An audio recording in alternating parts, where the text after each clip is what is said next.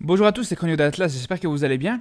Je vais pas y aller par quatre chemins, à un moment donné on va pas se mentir, que ce soit en Belgique ou en France, malheureusement le niveau des consultants il est catastrophique. Dans cette vidéo je vais vous dire ce qui va pas avec les médias sportifs en France, et je vais vous donner mon avis sur ces personnalités du paysage médiatique. D'ailleurs je vous précise une chose, je vais clairement critiquer beaucoup de consultants dans cette vidéo, mais le but ce sera pas de vous dire que moi je suis meilleur qu'eux ou quoi que ce soit. Mon seul but ce sera de vous donner un avis le plus objectif possible sur cette situation, donc c'est parti pour cette vidéo.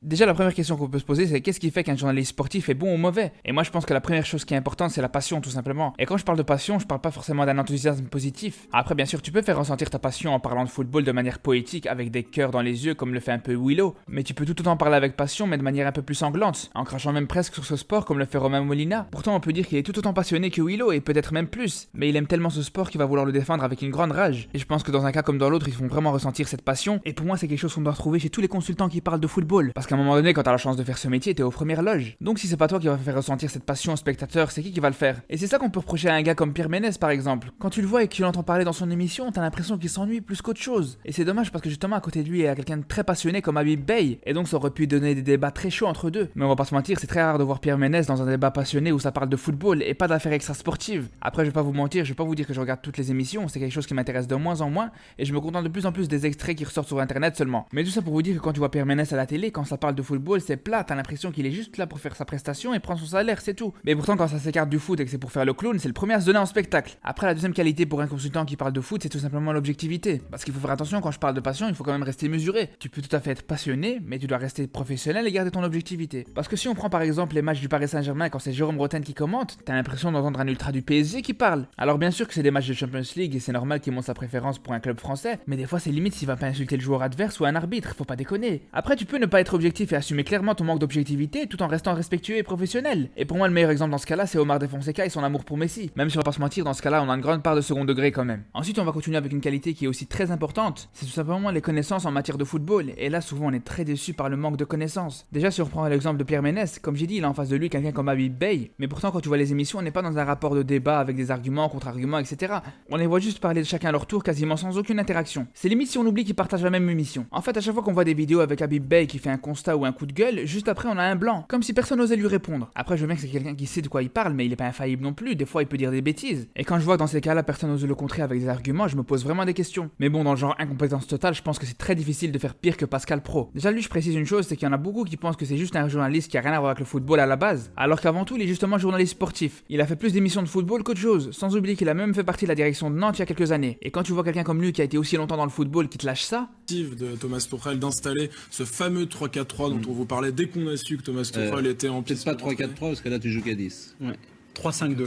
je sais même pas c'est quoi le pire. Qui connaissent pas le 3-4-3 ou qui sachent pas que depuis toujours en France quand on parle de dispositif, c'est toujours avec 10 joueurs vu qu'on compte pas le gardien. Je comprends pas comment c'est possible d'avoir fait autant d'années dans le football, d'avoir fait des émissions comme Téléfoot par exemple, sans connaître des choses aussi basiques. Après c'est un secret pour personne, c'est pas le seul journaliste sportif ou consultant qui est aussi mauvais sur le plan tactique. C'est juste que les autres ils sont plus malins en mettant pas les pieds sur ce terrain-là pour éviter de trébucher. Parce que c'est pas pour rien qu'on entend très rarement parler de jeu ou de tactique dans l'audiovisuel français, vu que la majorité des personnes qui s'y trouvent connaissent très peu ce domaine. Alors les médias français quand c'est pour parler des dramas avec la Ferroerie par exemple, les histoires avec Valbuena et Benzema ou encore avec Ribéry, tu vas les entendre parler de ça pendant des semaines. Mais quand c'est pour parler des philosophies de jeu des différents entraîneurs, là y a plus personne. Franchement, pendant des années, j'ai suivi toutes les émissions de football, j'étais persuadé que j'allais apprendre des choses, que ma vision tactique elle allait s'améliorer, mais la vérité c'est que pas du tout. Pour évoluer mon approche du jeu, j'ai dû aller chercher ailleurs, tout simplement. En fait, quand vous allez voir ou écouter une émission de football, vous allez avoir l'impression d'apprendre des choses. Parce que des fois, de temps en temps, ça te balance un petit peu de tactique très basique, donc ça te donne l'impression d'apprendre et ça te donne envie de continuer de suivre. Alors que la vérité c'est que la plupart du temps, quand ça parle pas des affaires extrasportives, ça parle en boucle du mercato. Lui, il va signer là, un an pour finir, son agent il est pas d'accord, donc sa mère elle veut qu'il signe là.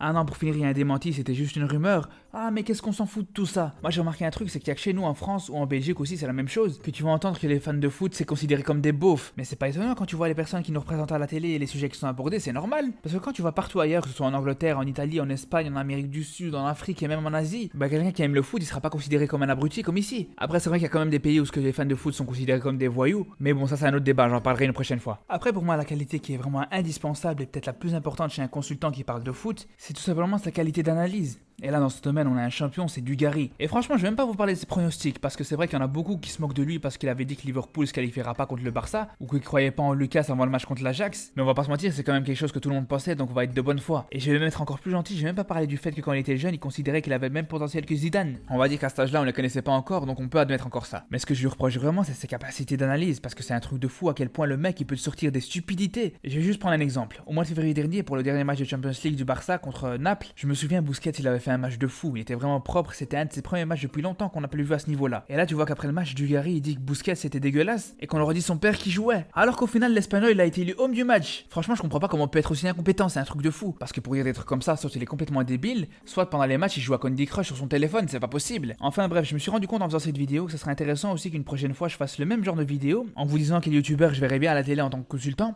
Donc abonnez-vous si cette vidéo elle peut vous intéresser. Et en attendant, je vous dis à très bientôt et faites attention à vous.